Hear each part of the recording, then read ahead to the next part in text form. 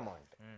So సంక్షేమ ఫలాలు 99% ఇచ్చిన జగన్మోహన్ రెడ్డి వర్సెస్ వీళ్ళకి ఉన్న కాంపిటీషన్ ఏంటంటే 99% ఇచ్చి సంక్షేమాలు ఇస్తారనుకుంటే ఇంకా ఎందుకు వీళ్ళు చెప్పిన బడ్జెట్ ప్రకారం అది 1.6 crores 60 crores పర్ ఇయర్ అవుతుందండి. వీళ్ళు చెప్పిన 6 బుల్లెట్ పాయింట్స్ యాడ్ చేసుకుని ఇస్తే అవుట్కమ్ అవుట్కమ్ చెప్పానండి. అదేదో సామెత ఉంటుంది చూడండి, కొండనాలకి మంది తోనాలకి పోయింది. కానీ ఎందుకు ఇప్పుడు జగన్మోహన్ రెడ్డి మీరు చాలా గతంలో కూడా చెప్పారు, ఈ మేనిఫెస్టో రిలీజ్ చేసినప్పుడు బీజేపీ వాళ్ళు దాన్ని ముట్టుకోవడానికి కూడా సిద్ధంగా లేరని. ఇప్పుడు బీజేపీ హ్యాపీ అనుకోవాలా వాళ్ళు, ఎందుకంటే మేము సపోర్ట్ చేయలేదు వాళ్ళిద్దరు ఇచ్చుకోవాలన్నారని? ఇప్పుడు ప్రాక్టికాలిటీ అనేది చాలా ఇంపార్టెంట్ కదా సార్. మనం వాస్తవానికి దూరంగా మనం ఏదో కట్టుకథలు చెప్పి కాదు కదా, అబద్ధాల పునాదుల మీద పెళ్లి చేసినట్టు అబద్ధాల పునాదుల మీద ప్రభుత్వ స్థాపనలు ఫస్ట్ టైం జరుగుతున్నాయి. ఇప్పుడు మనకి లాస్ట్ టైం 634 హామీలు ఏవైతే ఉన్నాయో అవి ఎంతవరకు సంబంధించిన దగ్గర ఆ లెడ్డిమాలోకులకు తెలిసి కూడా మళ్ళీ ఈసారి అదే ప్రభుత్వ స్థాపనలు చూసుకున్నారు. Whatever you name it as. నేను సంక్షేమ ప్రాస్పెక్ట్లో మాడుతున్నా. ఎవరు అన్నది ఎష్యూర్డ్, రెస్ట్ ఎష్యూర్డ్ అంటారు చూడండి, అట్లాగా ఎవరు అన్నది రెస్ట్ ఎష్యూర్డ్. బట్ ఇస్తారన్న భ్రమ కల్పించడం అన్నది వాస్తవం. ఆ భ్రమల్లో ప్రజలు ఉన్నారా అంటే ఉన్నారని చెప్పాలి. 124 స్థానాలు వాళ్ళకి ఇచ్చినప్పుడు మనం ఏం చేస్తాం దానికి? ఇది ప్రజాస్వామ్యం. బీజేపీ సపోర్ట్ చేయట్లేదు. ఏమని చేస్తుంది? దేనికి చేస్తుంది చెప్పండి? అలా కాదు, మళ్ళీ మనం దేనికి చేస్తుంది? మీకు ప్రధానమంత్రి గారు ఇచ్చిన ఇంటర్వ్యూలో ఒకసారి వినండి. ఉచిత బస్సు విషయంలో L and T is a national project. ఏది మెట్రోస్ అని. నేను మెట్రోస్ వ్యవస్థ అన్నది ఒక వ్యవస్థను కేంద్ర ప్రభుత్వం ప్రమోట్ చేస్తుంటే నీకు మెట్రో కావాలన్నప్పుడు నువ్వు ఫ్రీ బస్ అంటే వాడు మెట్రో ఎక్కుతాడా?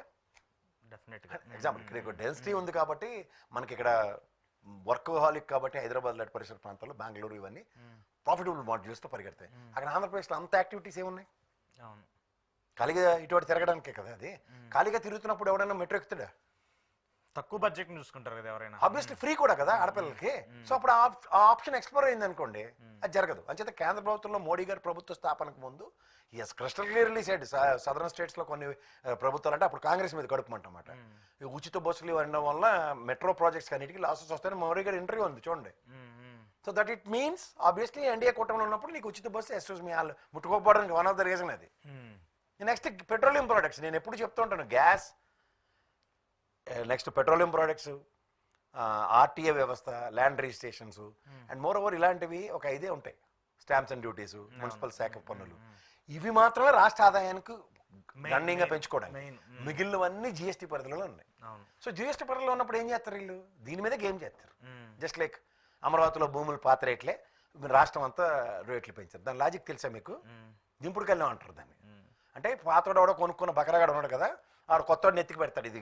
ఇది సంపద సృష్టి, పాత రిజిస్ట్రేషన్కి కోడిపెట్ల దొరుకుతుంది, ఇంకా తిరగబెట్టేస్తుంది ఇక్కడ మనకి ప్రపంచం అని చెప్పి మళ్ళీ కొత్త బకరాగాలకి ఆ ల్యాండ్లు అంటగడతారు. ఇప్పుడు పాతవాడికి వెళ్ళి రిలే బ్యారల్లో చూడండి, ఆడ ఒక రౌండ్ పరిగెట్టి రాగానే బ్యారల్ ఇచ్చినట్టు కొత్త భజన బ్యాచ్గాళ్ళు వచ్చి ల్యాండ్లు కొని అమరావతి ఇంకా అద్భుతమైన రియల్ ఎస్టేట్ అని మొదలెడతారు ఇప్పుడు కదా. మరి రాష్ట్రం అంతా ఏం పాపం చేసింది రేట్లు పెంచడానికి? స్టాంప్స్ అండ్ డ్యూటీలు. ఓకే, మిగతా చోట రియల్ ఎస్టేట్ లేదా? అసలు ఎక్కడ ఉంది రియల్ ఎస్టేట్? ఇక్కడ హైదరాబాదే లే పడుకుని ఉంది. డ్రాస్టిక్ ఫాల్ ఉంది సార్. డబ్బులు రొటేషన్ ఉంటేనే ఎవడన్నా ఆలోచిస్తారు సార్ దేనికైనా. పవన్ కళ్యాణ్ ఎందుకు మాట్లాడలేదు సార్ దీని మీద? ఏమని మాట్లాడతారు ఆయన? స్కీమ్స్ గురించి ఆయన కూడా మేనిఫెస్టో అడవులంపడు తిరుగుతాడు. రాముడు వనవాసంలో కాదు, పెద్దిరెడ్డి భూములు, అలాగే మొన్నటిదాకా సజ్జల రెడ్డి అక్కడ కడపలో భూములు, అడవి భూములు కబ్జా చేశారని కొత్త కథల్లో తిరుగుతుండే ఆయన. అంచేత ఆయనకి తీరిక లేదు. వీళ్ళకేమో వీళ్ళకి నచ్చిందాట పాడింది పాట. అంటే స్కీమ్స్ గురించి అయితే మాట్లాడాలి కదా ఖచ్చితంగా. చేయరండి. నేను అదే చెప్తున్నాను, మీకు వీడియో ఇస్తాను, ప్లే చేయండి. 41,000 కోట్లు నేలమాలిగిల్లోకి వెళ్ళిపోయి లెక్కర మీద అన్నారు. బాబు అది ప్రభుత్వం నడిపిన లెక్కర్ అది. సో దాంట్లో ప్రభుత్వం రాష్ట్ర ఎక్స్చెక్కర్కే వస్తుంది అది. ఇప్పుడు మీరు ప్రైవేట్ వ్యవస్థలకు ఇచ్చారు 14% కమిషన్ అని బూచిని చూపించు. అవుట్కమ్ చెప్పమనండి ఏది? ఇప్పుడు ఆ 41,000 కోట్లు ఉంటే మీరు సంక్షేమం ఉన్నారు. ఇప్పుడు లేదు, మీకు స్టేట్ ఆప్షన్ లేదు. అది మీరే చేతులకు పోగొట్టుకున్నారు. అని చెప్పి పవన్ కళ్యాణ్ గారు ఎలక్షన్స్ ముందు మాట్లాడింది శూన్యం అని అర్థం. రాష్ట్ర ఖజానాకి ఇప్పుడు కూడా ప్రభుత్వమే పాలసీగా తీసుకుని అన్ని బ్రాండ్లు మేము అమ్ముతాం, ఇది రేట్లు ఇది అని చెప్పినప్పుడు రాష్ట్ర ఖజానాకి హ్యాపీగా వస్తుంది గోపెట్ల డబ్బులు. అప్పుడు మీరు సంక్షేమ పాలనలో పవన్ కళ్యాణ్ గారు చెప్పింది. కానీ అది ఎప్పుడో జరగలేదు. ఆయనకి ఐడియా తెలిసినట్టు లెక్క. ఇంకా మిగిలింది లోకేష్ గారు. ఆయన ఏం చెప్పాడు? మన జాఫర్ ఇంటర్వ్యూ అనుకుంటా, అందులో చెప్పాడు ఆయన, సార్ ఇది abnormal figure, 1.6 lakhs crores per year, you cannot make it అన్నాడు. అంటే లేదు, మా దగ్గర క్యాలిక్యులేషన్స్ లేకుండా మేము రాగలమా? క్యాలిక్యులేషన్స్ ఉన్నాయి, మేము డెఫినెట్గా డెలివరబుల్స్ కింద ఉంటుంది అన్నాడు. అంటూ కూడా ఆయన ఏమన్నాడు లోకేష్ గారు, మేము ఒకవేళ లేకపోతే గల్లా పట్టుకున్నా అన్నాడు. కాలర్ పట్టుకుని అడగండి అన్నాడు. కాలర్ పట్టుకుని అడగండి అన్నప్పుడు ఏమైంది అక్కడ? మొన్న ఒక ఆడపిల్ల అడిగింది, ఏందన్నా మా ఉచిత బస్సు ఇవన్నీ అంటే, పెన్షన్ ఇచ్చాం కదా పెన్షన్ ఇచ్చాం కదా పెన్షన్ ఇచ్చాం కదా అంటుండు. అంటే ఏంటి కోమటకోటికి వెళ్ళండి మీరు, మీకు ఉప్పు కావాలి అడి దగ్గరికి వెళ్ళండి, ఉప్పు ఉండదు అడి దగ్గర, అడి ఏంటి చెప్తాడంటే పప్పు ఉందని సంట ఎత్తుంటారు మిమ్మల్ని, అంతేగాని ఉప్పు లేదని మాత్రం చెప్పడు. సో ఇట్లాంటి కథలకి బాగుంది అన్నది ఈయన. ఆయన మరి చంద్రబాబు నాయుడు గారి సంగతి చెప్పే అక్కర్లేదు. 6 ఖచ్చితంగా డెలివరీస్ ఇస్తాం మీకు, ఖచ్చితంగా నేనంటే బాబు మాట బంగారు బాట లాగా ఆయన. కానీ ఇక్కడ నాకు సరే ఇది పెట్టేసి ఇప్పుడు ఏంటి జగన్మోహన్ రెడ్డి గారి వ్యూ ఎలా ఉండబోతుంది? ఇది చాలా పెద్ద డ్రాస్టిక్ చేంజ్. ఇప్పుడు చెప్పాలంటే ఈ స్కీమ్స్ అనేది ఆయన నిలబెట్టినా ఆయన పడగొట్టినా ఆ స్కీమ్స్ వల్ల ఇప్పుడు కూటమి డైరెక్ట్గా వచ్చినటువంటి 8 నెలల్లో ఆయన నేను చేయలేమని చెప్పేసి ఖరాఖండిగా చెప్పేశారు. ఏంటి వైసీపీ స్టాండ్? ఇప్పుడు ఆయన లండన్ నుంచి రాబోతున్నారు, వచ్చిన తర్వాత ఏదో సమావేశం మీద పెట్టబోతున్నారు, దీని మీద ఎలాంటి ఉంటుంది స్టాండ్? ఏదైనా ఫైట్ చేస్తారా? వాళ్ళు ఆల్రెడీ చెప్పాడు కదా ఎలక్షన్ క్యాంపెయిన్లో, జగన్మోహన్ రెడ్డి నెత్తినూరు కొడుకు చెప్పింది ఏంటి, తెలుగుదేశం బ్రోచర్ పెట్టి ఇది డెలివరబుల్స్ కావు మీకు, అయినా సరే మోసపోకండి, దీనికి ఎంత లెక్కలు అవుతాయని లెక్క పైసలతో చెప్పాడు ప్రజలకి. వాళ్ళు ఆయన 11 ఇచ్చి కూర్చోపెట్టి మళ్ళీ వాళ్ళకి 124 ఇస్తే మళ్ళీ అదే లెక్కలు చెప్తే ఎందుకు ఏంటి ఎవరికి ఉపయోగం? ఇప్పుడు తెలియపోతే కదా.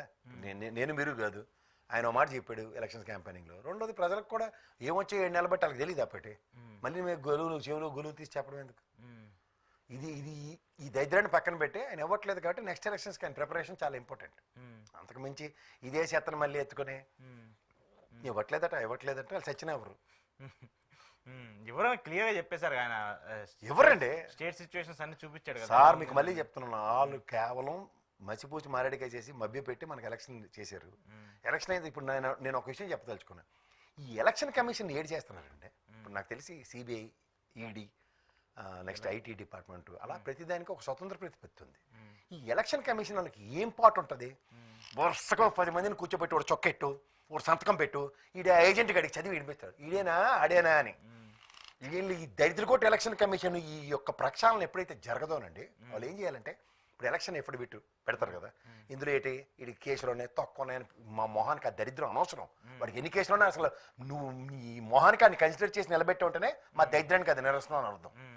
నీ చేతనైతే 3 టర్మ్ల ఎలక్షన్స్ బట్టి ఒక ఎమ్మెల్యే ఫోటో పెట్టి ఈ 5 ఏళ్ళు వీడు ఉద్ధరించి ఉల్లేలింది నియోజకవర్గంకి పనులు చెత్త చెదరం రాయి, ఇంకొక 5 ఏళ్ళు ఇంకోటి పరిపాలించాలి, 3 టర్మ్లు డిస్ప్లే చేసి మాకు ఒక ఆప్షన్ ఈ ముగ్గురులో ఒకరిని ఎన్నుకోవడానికి. మీకు అర్థమవుతుందా? ఒక ఎంపీ లాట్స్ కానీ లేదంటే అసెంబ్లీలో ఏదో మాట్లాడి ఆ నియోజకవర్గం ₹1 అర్ధ తెచ్చి తగలాట ఉదంతాలు ఉంటాయి కదా గత 5 ఏళ్ళు 10 ఏళ్ళు 15 ఏళ్ళు పెట్టి, దాని మీద ఒక ట్రాక్ రికార్డ్ చూసి మేము డిసైడ్ చేసుకుని వీడితో కావట్లేదు, వీడితో అయ్యింది, ఈ లీడ్ బెటర్ కాస్త వాళ్ళు అప్పుడు 3 ఏళ్ళ క్రితం గెలిపించిన 2 కాలువలు వేసాడు, 2 దీపాలు ఎట్టాడు, వీడికి ఒక పార్క్ కట్టాడు బాబు అని ఎవడో చూసి ఆ కంపారిజన్లో వేయడానికి ఉంటుంది.